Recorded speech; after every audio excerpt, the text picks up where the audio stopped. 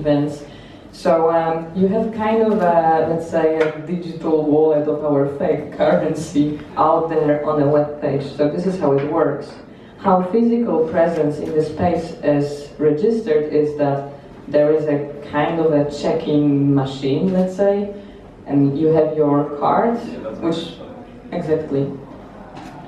So you have your card, which is a card with NFC sticker. So it works similarly like a travel card, let's say, that you like beep it. And thanks to this, you can be recognized in the space. You can get your points. You can show that you've been there, and so on. And you can also open the space this way. This is very important that neither temporary or kusipala, they have actual opening hours. They can be potentially open 24/7 as long as there is somebody having a card, willing to get in, and officially open the space. But so what happens if you do not have a card, but you want to come? So this that somebody enters the space also changes the status on the web page of those organizations we were talking about. Therefore, you can, if you are not a member, if you are ever in Helsinki, you go to the web pages, to the web page of Kuusipala, which you can, I guess we will show it later, and you can check if there's somebody inside, and therefore you can get in. So it might happen that you can get in the middle of the night because there are people hanging out or organizing some event.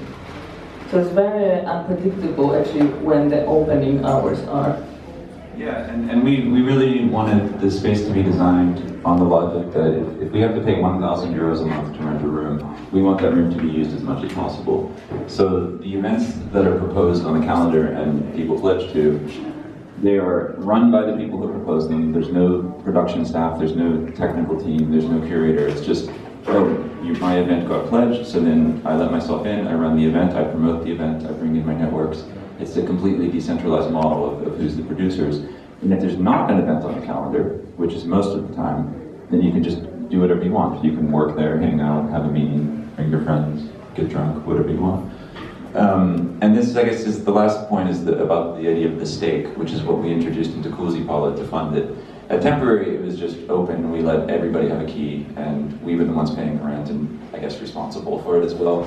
Nothing bad ever happened, but it was just kind of open to just try out the model of what if you give people a room to do whatever they want 24/7.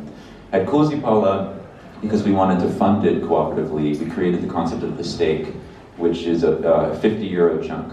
And anybody, including any of you, like you can go on the website and just buy a stake right now, and you get, with your stake, you get access to open the door 24 hours, and you get 500 of the points, which is a large amount of them.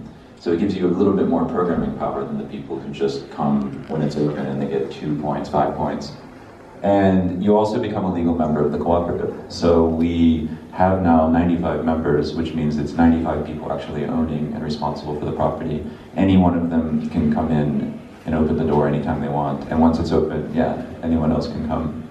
And the other thing I guess we should say is that we decided to do this in seasons of 4 months at a time, because we thought to try to organize people to pay for an entire year up front was a little bit ambitious.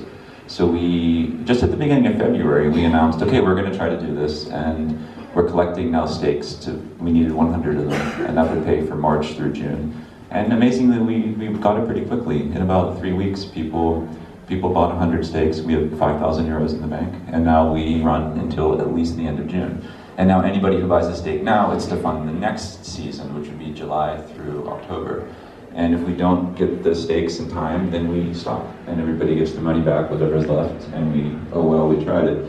So it's kind of not a lot to risk, except maybe some banking fees. And yeah, I'm really, really impressed with the fact that we got 95 people, of which 70 of them, I have no idea who they are, total strangers. And they're now members. We mailed them an ID card, and we said, come whenever you want. Here's some pictures of what we had in Temporary. We have an activity feed which shows what's going on at any time, and it looks a little bit different now.